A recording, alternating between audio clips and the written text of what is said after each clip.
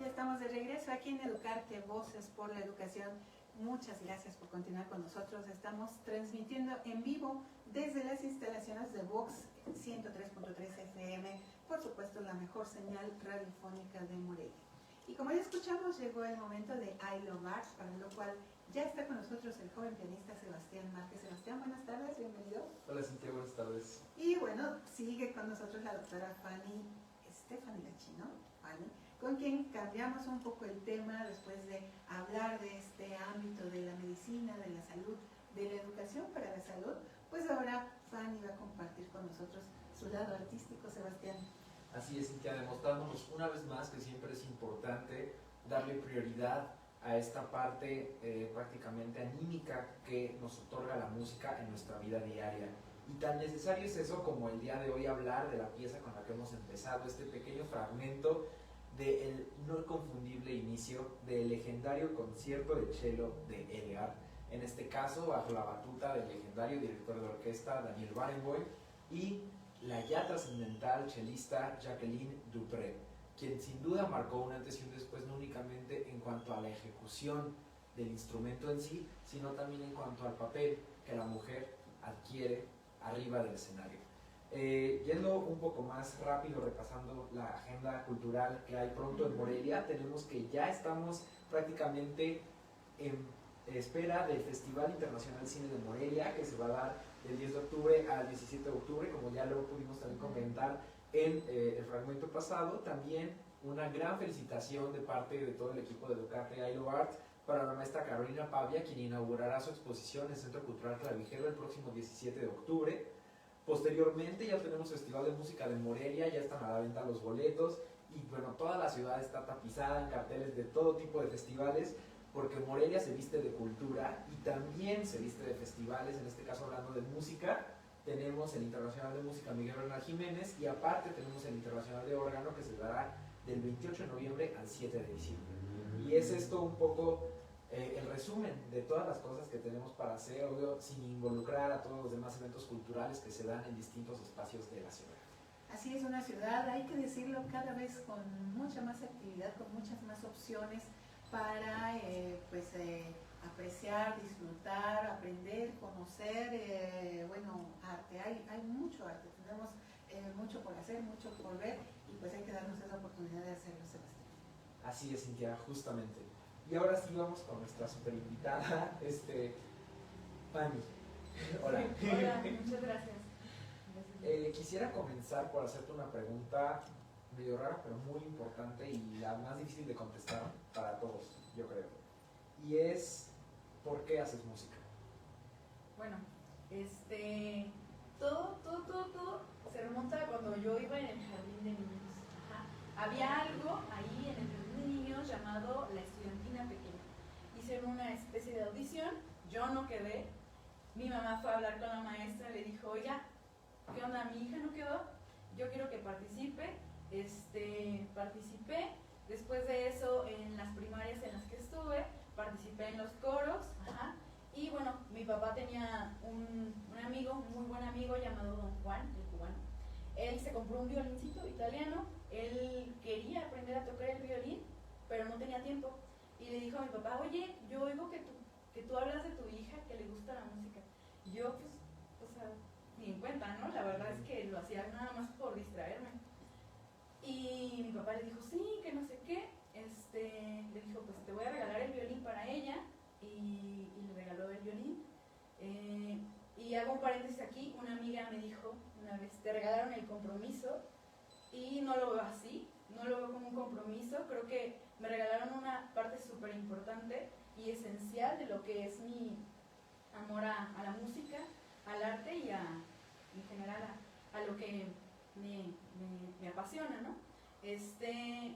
Voy a clases de violín, me llevan y luego llega un proyecto importante de una televisora de Azteca, ajá, el programa de orquestas que había, y mi papá nos dice como, oigan, a mi hermana y a mí, ¿por qué no audicionan, por qué no participan? Y pues ya, mi idea era como seguir tocando el violín ahí. Pero, oh sorpresa, llego y le digo al maestro de violines primeros, oiga, quiero entrar. Me dice, no, ya no tengo espacio. Le digo, tengo mi violín. Me dicen, no, ya no hay espacio, ya está llena la sección. Voy con el maestro de violines segundos, me dice lo mismo, y ya no hay espacio. Para esto mi hermana ella siempre tuvo la idea de que quería aprender a tocar el cello, y pues con mi hermana yo siempre he estado como que en todas las actividades juntas, siempre hacemos todo juntas. Entonces ella dijo, pues yo me voy a cello. Y le dije, bueno, pues yo también, pues sí, ¿no? Ya no tenía lugar, y de ahí pues me enamoré completamente del instrumento. Así es, justamente creo que esta es una historia con la que muchos nos podemos identificar, porque en un inicio yo creo que nadie lo hacíamos por un genuino gusto, ¿no? Todos era bueno porque ahí llegué, ¿no? De alguna manera mis circunstancias familiares, educativas, lo que sea, me llevaron a estar ahí. Pero siento que es hasta después de que tomamos conciencia de lo que estamos haciendo, que es que descubrimos por qué lo estamos haciendo. Por qué, a pesar de que ya no es una responsabilidad ni académica, ni algo que tenga que ir porque mi mamá me lleva, sino ya es algo que yo elijo hacer. Y justamente creo que esa es la parte importante, ¿no? ¿Por qué le sigo dedicando un cachito de mi vida a esta parte tan bella que es la música? Sí, bueno, para mí, al menos el arte en cualquiera de sus expresiones es súper importante. Quien no tenga un gusto meramente por cualquiera de las expresiones del arte, creo que podría, me atrevo a decir que es una persona algo frustrada, ¿no? Que, pues, digo, ¿cómo no vas a ser capaz de apreciar algo tan bello? Ajá, y en este caso pues me enamoré completamente de la música. Que también quiero contar una anécdota algo graciosa. Estaba el festival de guitarra de aquí de Morelia. Mi papá toca guitarra, dijo, vamos a ir a todos los conciertos de la temporada. Nosotros estábamos en primaria, mis hermanos y yo, y fue, si les soy sincera, fue una tortura, fue una completa tortura haber ido a toda la temporada, porque uno como niño pues espera que canten, que alguna canción conocida, no conocíamos nada, pero después de eso, también creo que fue una parte bien importante de el amor que nació a la música, de, bueno, ¿qué más hay? Que como mencionaban al principio, Morelia está lleno de cultura y hay un montón de festivales y un montón de eventos culturales.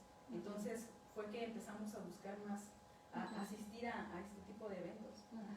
Pero yo creo que aquí, como bien dice Sebastián, pues el hecho de tener ese primer contacto con un instrumento, primero con la música y con un instrumento, más allá de un compromiso, es lo que te permite descubrir pues ese amor o enamorarte, como bien dices, un instrumento. A mí me gustaría que nos platicaras, bueno, tú ibas con que violín, pero de repente pues no se te presenta la oportunidad y te dicen pues está la opción del cello. ¿Cómo fue tu encuentro con este instrumento, con el ejecutarlo? ¿Cómo te fuiste, cómo fuiste trasladando ese amor del violín, o a lo mejor abriéndolo, no tratándolo, sino compartiéndolo del violín con el cello? La verdad fue algo traumático porque pues, el violín está bien chiquito, y la diferencia con el cello pues era abismal, pero pues me gustaba, la verdad me gustaba como estar con mi hermana, y las clases eran bastante amenas.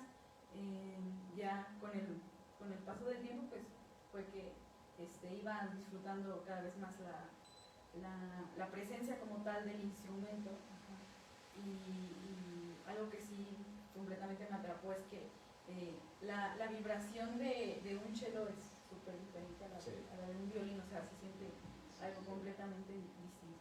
Justamente de eso quería justo decir, porque, o sea, aunque formen parte ambos instrumentos de la familia de cuerdas frotadas, su sonido es súper diferente. En el violín tienes una línea súper delgadísima. Si de alguna manera podemos crear este concepto abstracto del sonido, yo lo describiría como una línea muy delgada, muy frágil, y luego el cello es esta cosa que tiene un sonido súper robusto.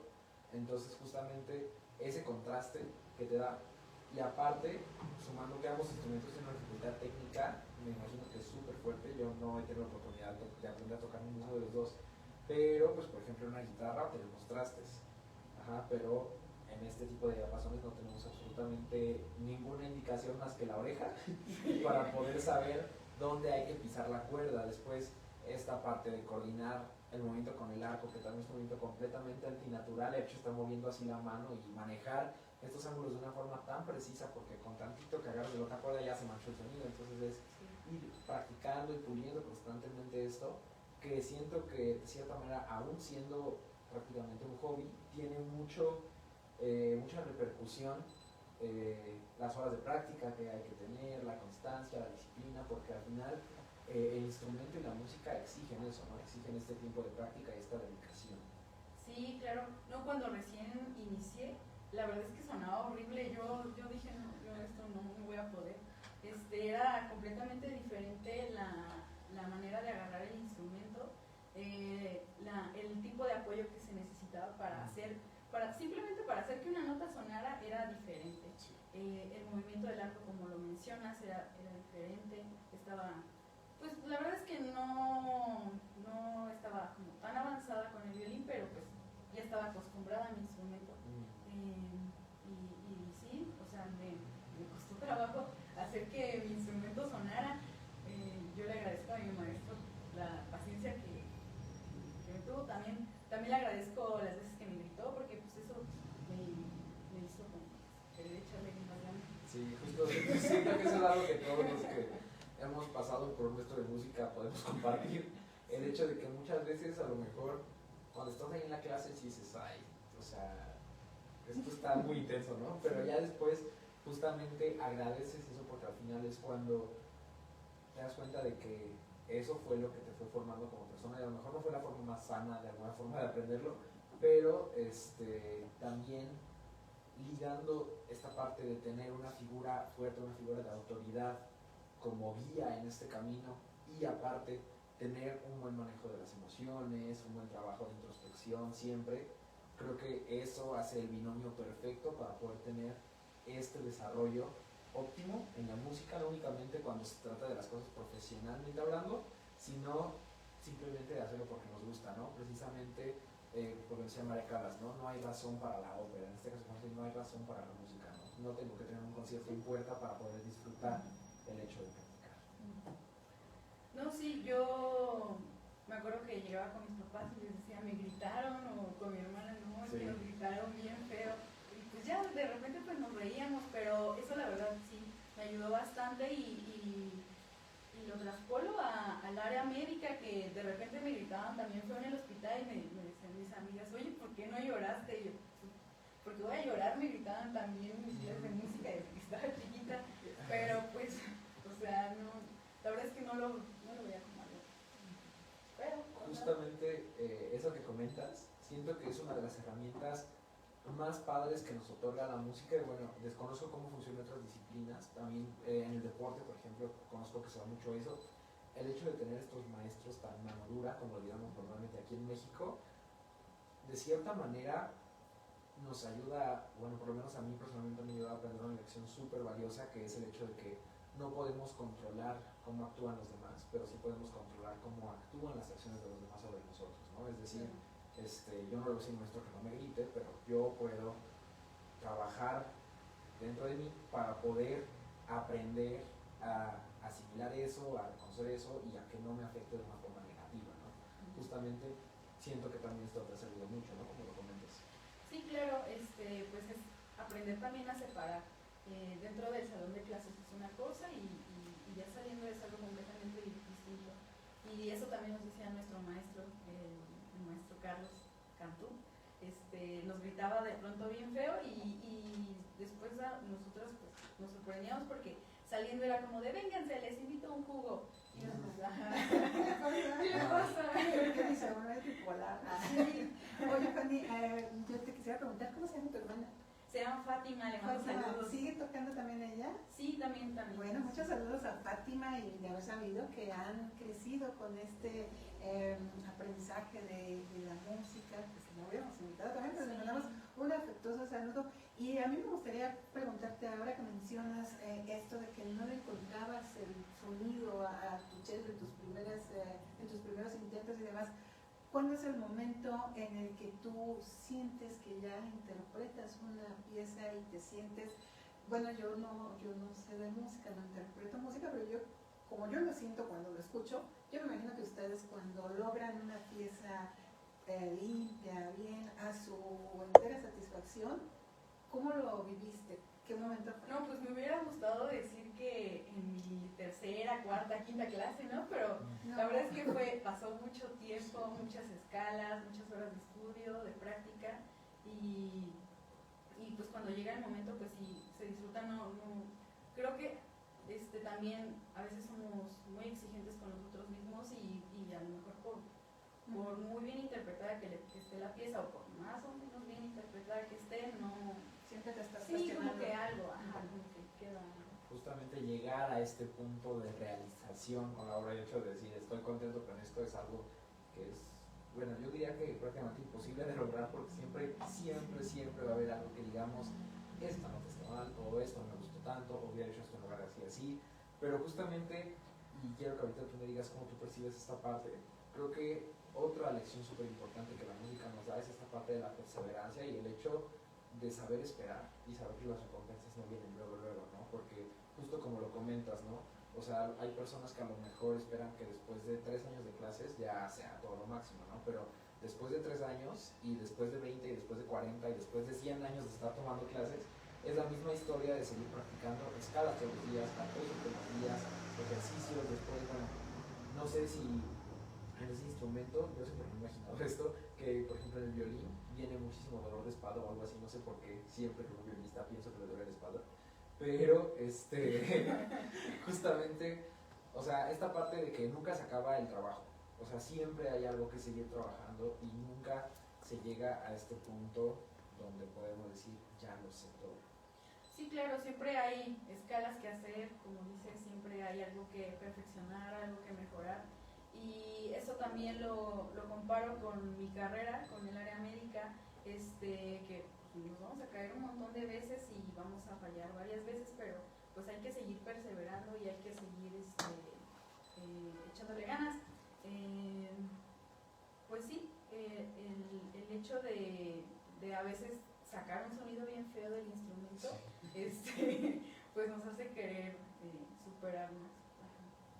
Justamente, y también eso que dices, superarnos y no superar a los demás, ¿no? Porque justamente el hecho de vivir comparándonos con los demás siempre nos va a terminar destruyendo más de lo que nos está ayudando, ¿no? Siempre no podemos ponernos a competir con alguien que no tiene el mismo estilo de vida que nosotros, que no tiene la misma oportunidad que nosotros. Por ejemplo, tú, que tu área principal es esta área de la salud, sería completamente incoherente que comparas tu progreso en la música con el progreso de un concertista, ¿no?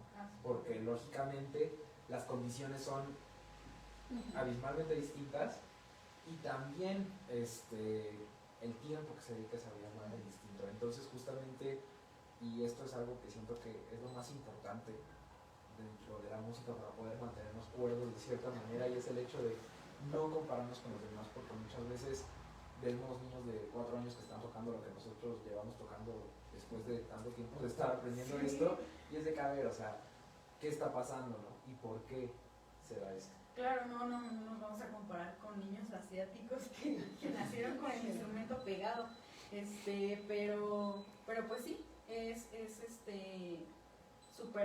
superarnos a nosotros mismos, no competir, porque pues, sí, como dices, cada circunstancia, cada situación es totalmente diferente. Sí, y qué maravilla, Fanny, que tengas esa posibilidad, pues, de compaginar de alguna manera, por así decirlo, tu profesión como doctora con esa afición, pues no sé, esa sensibilidad, esa capacidad de interpretar la música. Pues se nos acaba el tiempo, Sebastián. ¿Algo más que quieras agregar? A mí me gustaría terminar de concluir este programa con una frase de Jacqueline Dupré, quien, como ya lo comenté, fue una chelista que marcó un antes y un después en la música, y que gracias a esto nos entregó desde estas grabaciones legendarias como la que empezamos a escuchar al principio de esta sección, como muchas otras que hoy son ejemplo para miles de músicos en formación que seguimos nutriéndonos con lo que los grandes nos han dejado. Hacer música te eleva fuera de ti mismo, a un lugar de delirio. Jacqueline du Pré. Justamente esa lección tan valiosa de que no se necesita un motivo, una justificación para hacer música. Simplemente basta con gozarlo y hacer gozar a los demás. Así es, qué bonita frase, y con esta frase que adoptas de una manera muy intensa en tu práctica cotidiana, al igual que la doctora Stephanie Gachino, con esta frase nos despedimos de este espacio. Fanny, muchísimas gracias por habernos acompañado aquí en Educarte. No, muchas gracias a ustedes por la invitación. Sebastián, muchas gracias. Gracias, Cintia. Y muchas gracias a todo nuestro público. Gracias a Alberto López allá en los controles, como siempre. Y por supuesto, los invitamos la próxima semana, jueves, en punto de las 5 de la tarde, para que nos acompañen en una emisión más de Educarte.